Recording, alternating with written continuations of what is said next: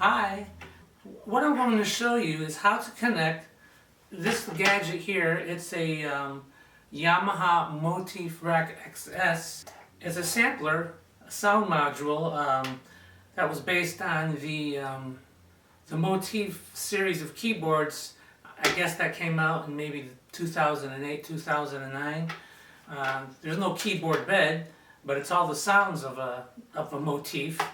And one of the cool things about it is you can use any controller, whether it's an expensive one or a cheap one, and get the sounds of a Motif synthesizer. So I'll show you how to hook it up and how to connect it to Logic specifically. That's what I use. Well, it's dark right now, but it'll come back on. There we go.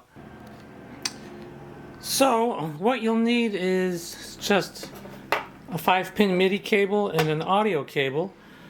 You got to come down here. You don't have to do this when you're using it with a keyboard controller and a Tascam like I showed you in the other video. Of course, my Tascam, as you can see, is right over here. That's my, we call that Studio B. That's where it's a no plugin allowed area. No plugins allowed. It's all Tascam related. This thing floats back and forth between the Tascam and my Logic setup. So for using it here, we have to, I think the utility button right here. Can you see that? And we hit that, and it brings up this menu.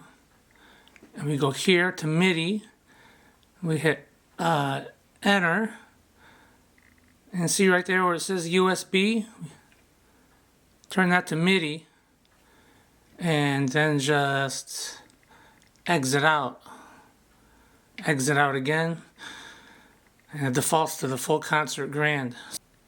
So setting it up from the DAW, we're creating a new track in Logic. See where it says new track up here? But we don't want a software instrument. That means it's an internal MIDI track. We want external MIDI because it's an external synthesizer. Right? So we go here and use external instrument plugin. And I'll show you why we're in 5, because that's where it comes back in for the audio from channel 5. My Scarlett 18i20 USB, and that's for my speakers. So we hit create. So that's a MIDI track, an external MIDI track. I'm also going to add an internal MIDI track, but I'll do that later because I want to show you some differences between internal MIDI and external. My Focusrite right here is already hooked up to the iMac via USB to one of these guys here. So we take our 5-pin MIDI thingy. So MIDI out. MIDI in and MIDI out. This is the back of the Yamaha Motif Rack XS. So we came out of the Focusrite, and we just got to plug this into this guy. Let me see. In. And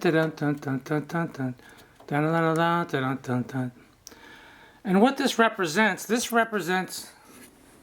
the external MIDI track I created. Now here's the audio portion of the show. And you'll see why we're doing this later. So, we want to feed the signal back in to Logic, back from here into the computer by way of the Focusrite. So we go into your audio output left, right. And we come back here. So there's 2 on the front, and then 3, 4, and 5. These are inputs, and this represents the audio track we're going to use later, because you're feeding the signal back into the computer. It's kind of confusing. Okay, so we did the first part. We set this to MIDI internally. We hooked up the 5-pin MIDI cable to the Focusrite. which is right here. And then we hooked up the audio 1/4" jack, going from the output here to the in on the Focusrite, channel 5. And let's make sure we got channel 5 up. Now the next thing we have to do is we created an external MIDI track. So, how close can we get there? See that says external? So what we got to do is we double click it and we get the utility, MIDI utility dialog box. And you have to configure these settings to get sound to go in and out of the computer. So we're set up on my Scarlett right there. You want this thing that says MIDI channel. I just put it on all. You have a bunch of options. I just leave it on all. And this here, how close can we get? It says audio input. That's audio input number 5. Now that number 5 represents the 5 coming into this thing. Okay? The Focusrite. That's what that... that's a key thing to do. If you don't set it, you won't get any sound.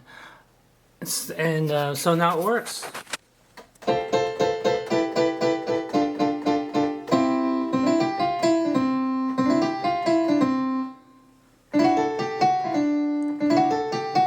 I'm on the loose. Remember Saga? Yeah, man, those Canadians.